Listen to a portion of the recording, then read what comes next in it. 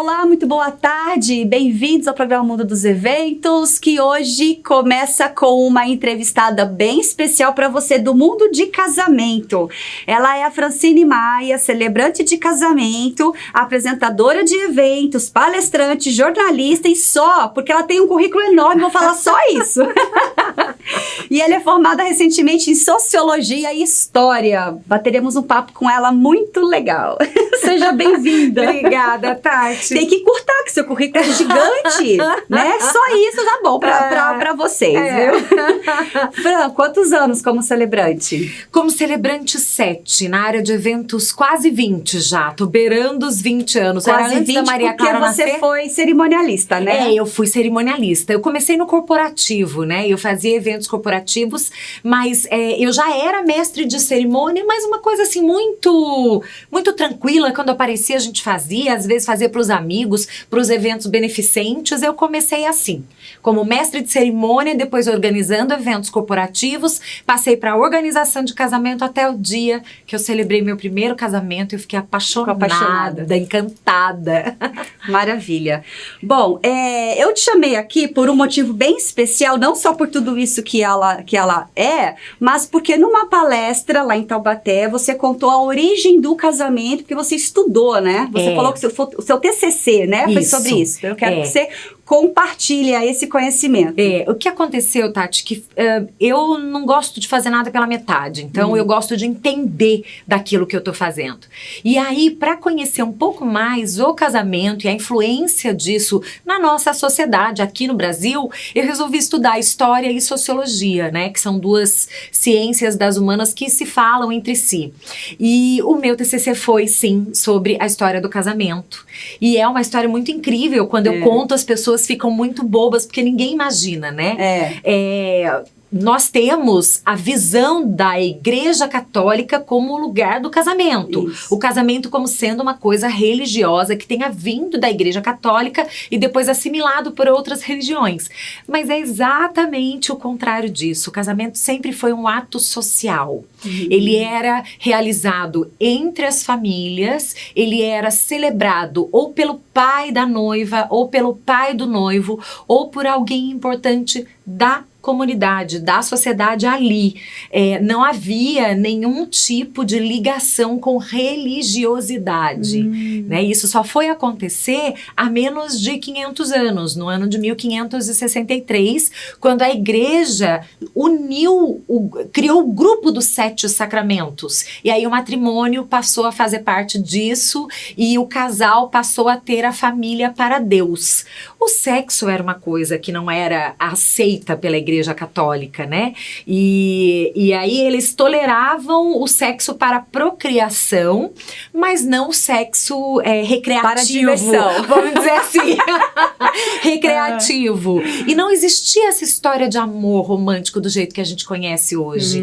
O amor era direcionado para as amantes, não para a esposa, não para o esposo. E era muito mais os homens que tinham amantes, mas as mulheres tinham também. Né? E aí é que se vivia o amor. Os casamentos eram algo direcionado para poder. Então existia um clã que queria se unir a outro clã, e aí eles casavam seus filhos para poder fazer daquilo um grupo de poder ainda maior. Sempre foi poder assim. Poder e dinheiro envolvido.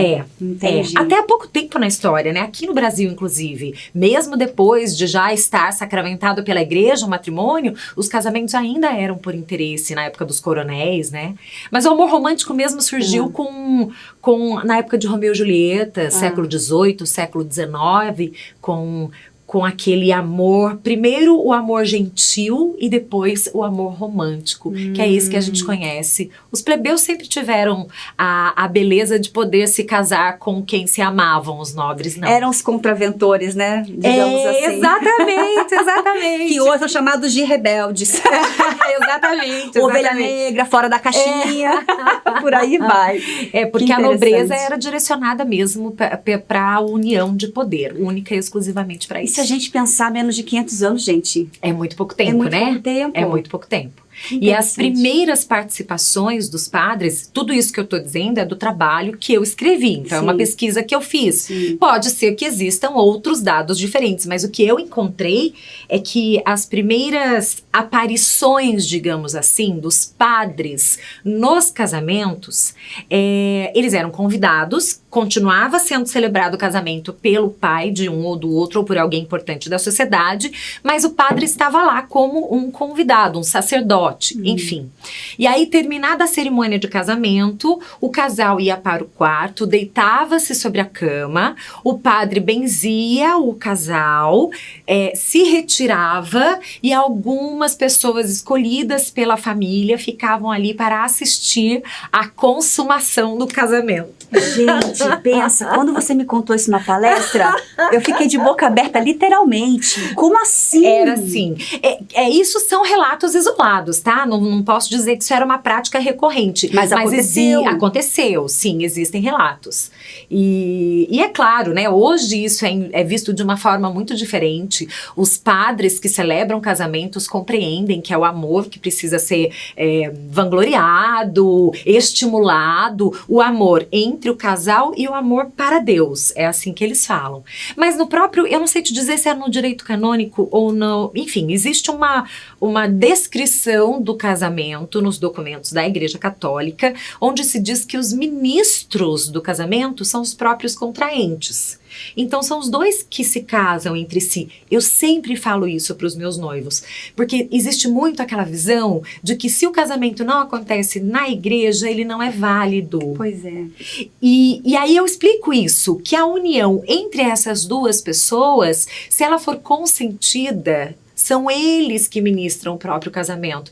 Eu só sou a condutora da cerimônia, o padre também, o pastor, e aí cada um na sua religião, né? Entendi. Bom, sobre a origem do casamento, mais algo assim bafônico, alguma coisa assim?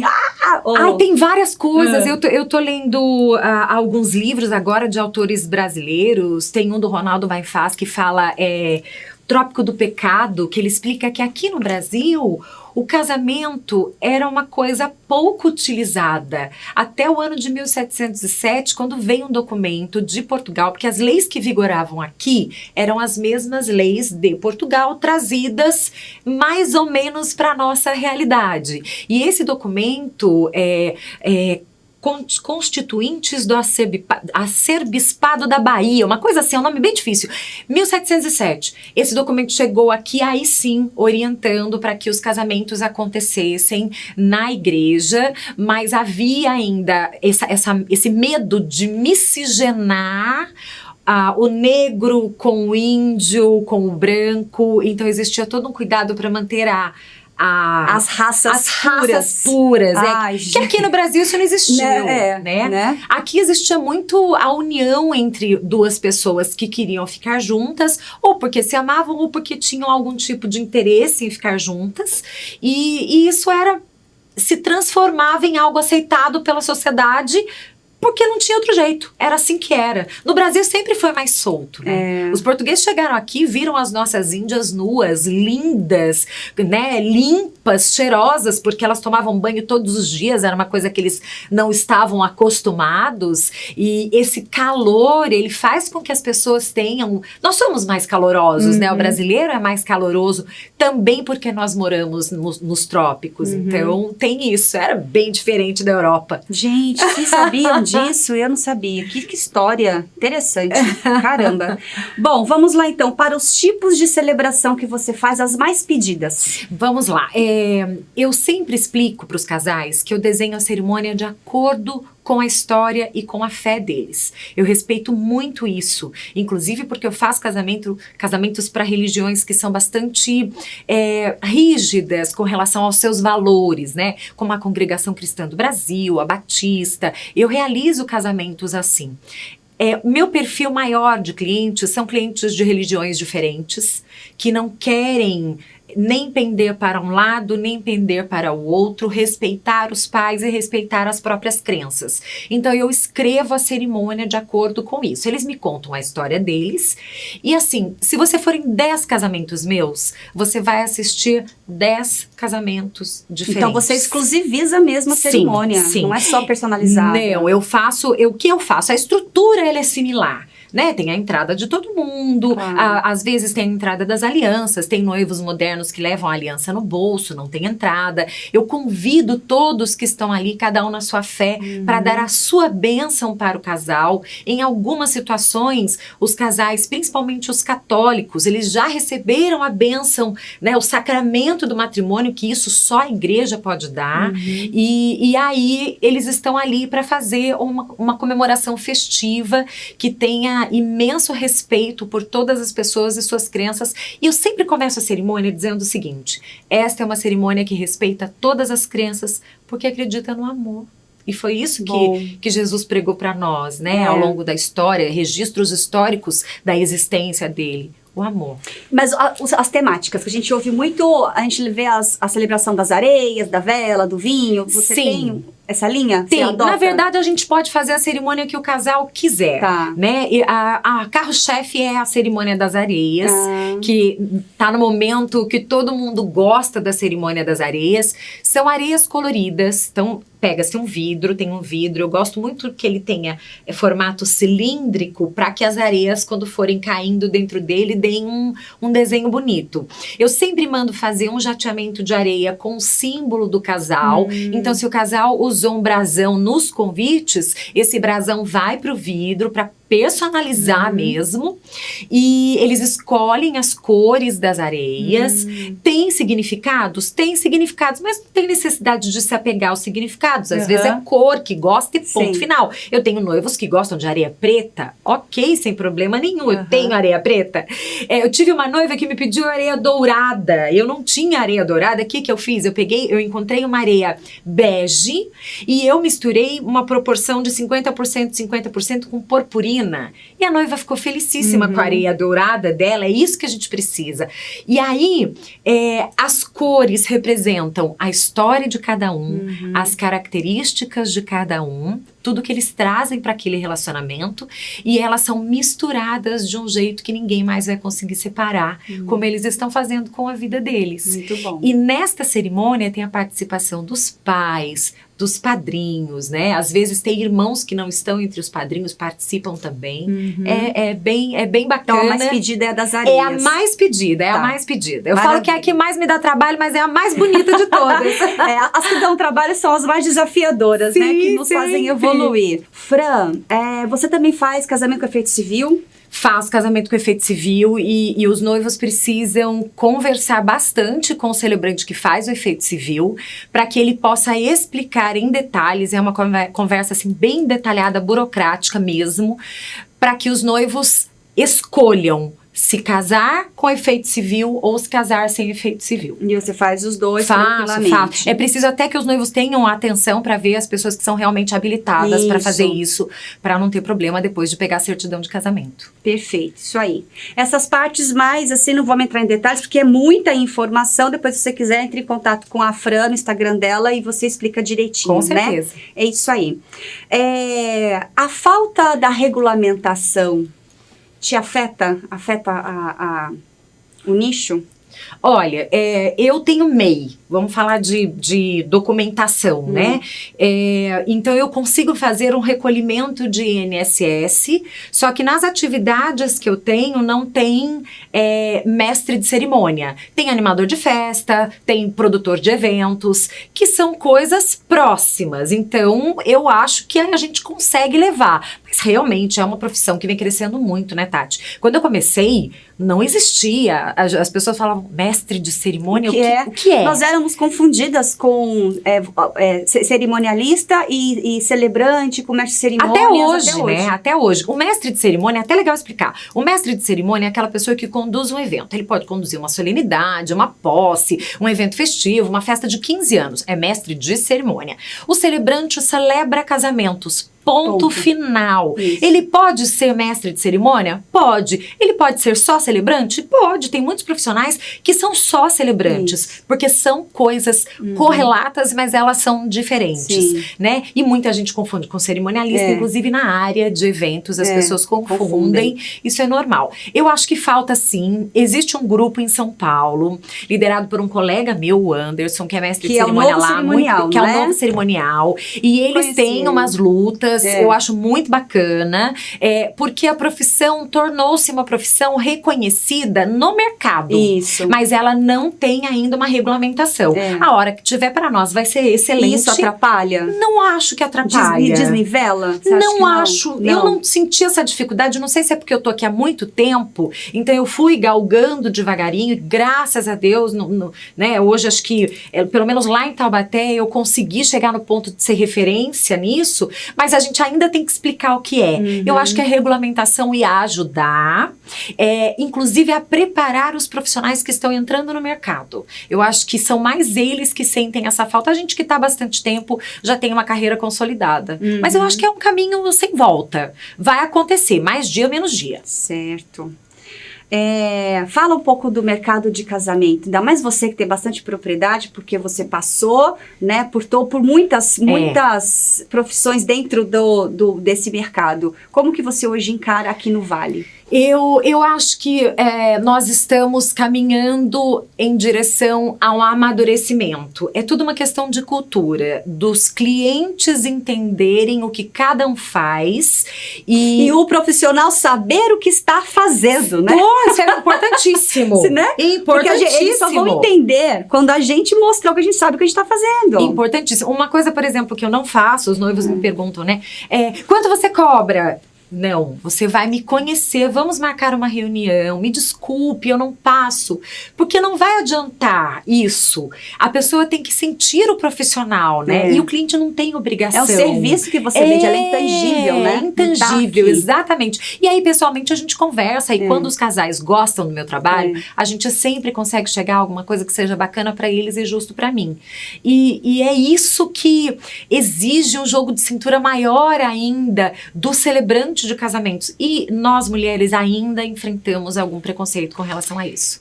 Por que nós, mulheres? Os homens celebrantes não? Não, eu acho que os homens celebrantes têm um pouco mais de abertura, porque quando as cerimonialistas procuram, às vezes elas falam assim, o casal quer um homem. Ah, é? Às vezes acontece. E eu já passei por essa fase. As minhas noivas nunca eu já várias vezes já ouvi isso. Mas querem um homem. Por que será, né? Não sei, porque os homens passam que a mulher tá ali? Talvez pela figura do padre.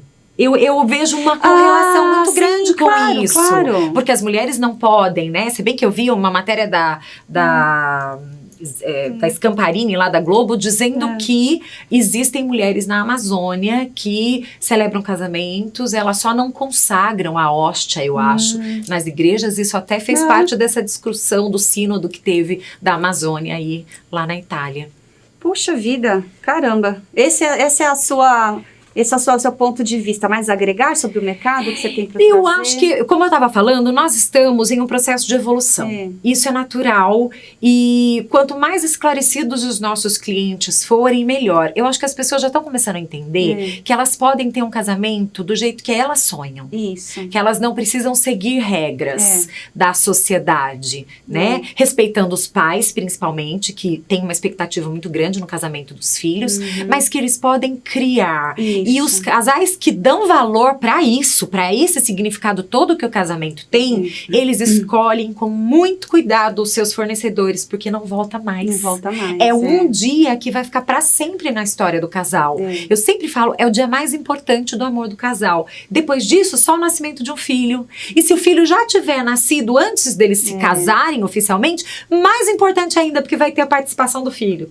Então, precisa escolher com o coração, precisa escolher com a consciência profissionais que vão cuidar. E eu acho que o mercado aqui tem muito. Nós aqui no Vale do Paraíba somos muito bons nisso. E cresceu muito o mercado de celebrantes de casamento por conta da Igreja Católica, não permite mais que os padres saiam, né, e os diáconos para fazer o casamento fora. E também, eu como assessora digo, muitas restrições, né, de como um todo, e cada pastoral, né, cada igreja tem as suas regras específicas, e isso faz a pessoa que quer criar alguma coisa diferente, não consegue. Onde Mas, casa Tati, em outro posso lugar. defender a Igreja Católica Pode, agora? claro. Eu acho que assim, a pessoa que escolhe se casar na Igreja Católica, que ela precisa se adequar às regras que são da Igreja Católica. Com certeza. É a minha visão. Até todas as noivas que chegam católicas, revoltadas, né? Ai, poxa, o padre não pode mais sair. Eu falo, calma, acalma seu coraçãozinho, que não é bem assim.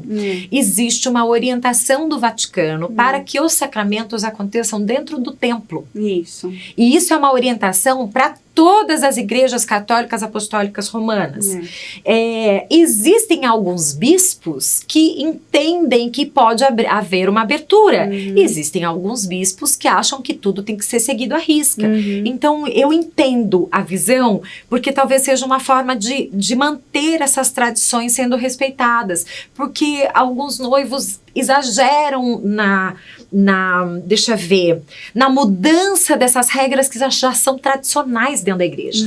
E precisa ser respeitado. Eu dei uma dica preciosa, acho que no outro programa, que foi falando sobre isso. Escrevi na revista também.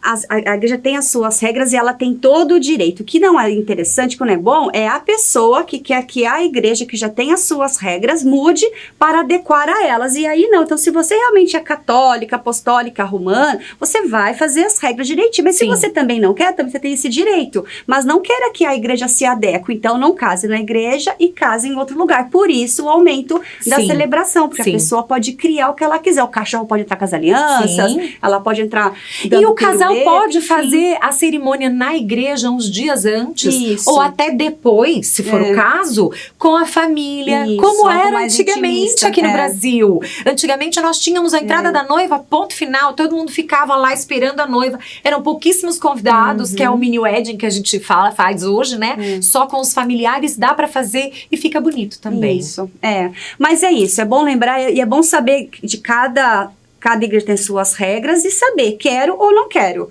né? Então, não vou nem julgar nenhum nem outro. Mas por isso que tá você aqui, né? Porque o aumento desse segmento tá cada vez maior. Vamos lá. Quero que você conte, antes de você contar a sua história, que eu quero que você vá contar aí, dá uma dica pro mercado, ou pros noivos, ou para quem tá começando agora, você que tá aí na estrada há um tempão. Que dica você deixa? Eu acho que os noivos precisam ter muito claro como é que eles desejam que o casamento aconteça. Porque isso vai ser o ponto de partida para todas as escolhas que eles vão fazer até chegar no dia da realização do casamento.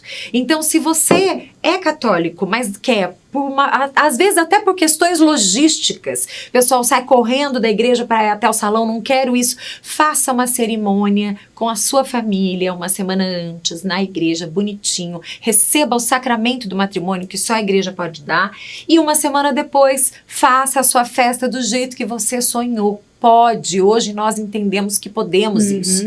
Eu sempre falo que nós temos uma ligação direta com Deus, né? Deus vai estar abençoando essa união, se ela acontecer dentro ou fora da igreja. Ele vai estar abençoando. Mas algumas pessoas precisam passar pelos dois. Então, se for o caso, se organize, se cerque de bons profissionais, escolha pessoas em quem você confia, porque vai ser o dia mais especial da sua história. Exatamente. Confiança e competência são coisas bem importantes. Eu vou contar aqui um pouquinho, uma outra dica para você.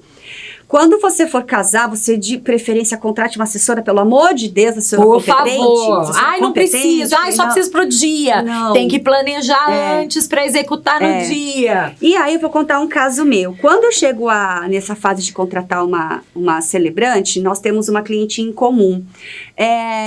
A cliente me passou o perfil que ela queria da celebração, e eu, de propósito, uso muito a frase de provocar. Eu provoco muito os meus clientes nesse sentido. Eu levei para ela 3 perfis diferentes, você sabe disso, quais foram as outras que eu indiquei. Sim.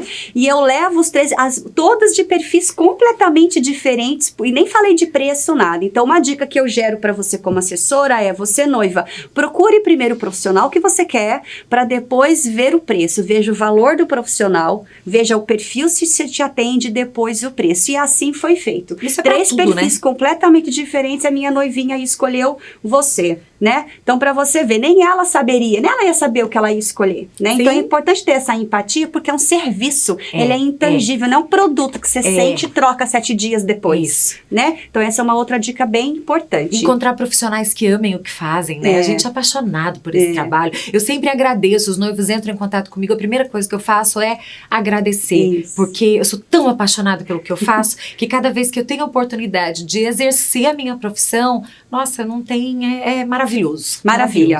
Bom, então pra finalizar, conta rapidinho essa história. Quanto tempo eu tenho? 3 minutos. Vamos lá. Caramuru e Paraguaçu.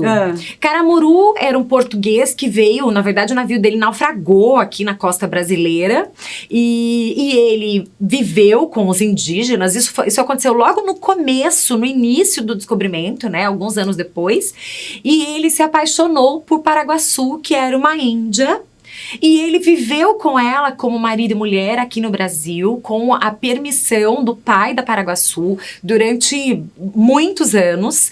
Mas para ele, olha para você ver, para ele era tão necessária a bênção, o sacramento, que ele levou Paraguaçu para a Europa. Paraguaçu foi batizada, recebeu um outro nome, se eu não me engano é Catarina, e ele casou-se com ela lá, antes de trazê-la de volta para o Brasil. Caramba! Então, amor. Por amor vale tudo. E respeito para com a doutrina religiosa que ele seguia, né? Sim. Isso é bem interessante, ser fiel aos próprios princípios. Com certeza, com certeza. Muito bom. Fran, redes sociais aqui para alguém te conhecer. Instagram, Francine Maia MC. Facebook, Francine Maia. Tenho 2 perfis, o perfil profissional e o perfil pessoal. Me segue nos 2 lá, que eu posto tudo dobrado. E se tiver dúvida, me manda. Eu adoro ajudar, eu gosto mesmo de participar, tenho prazer nisso. Então, eu tô à disposição para atender vocês e para mim é sempre uma honra celebrar um casamento. Ah, que legal. Obrigada por ter vindo, eu que agradeço, viu? Tati. Então é isso, fica aqui porque daqui a pouco tem mais. Tchau.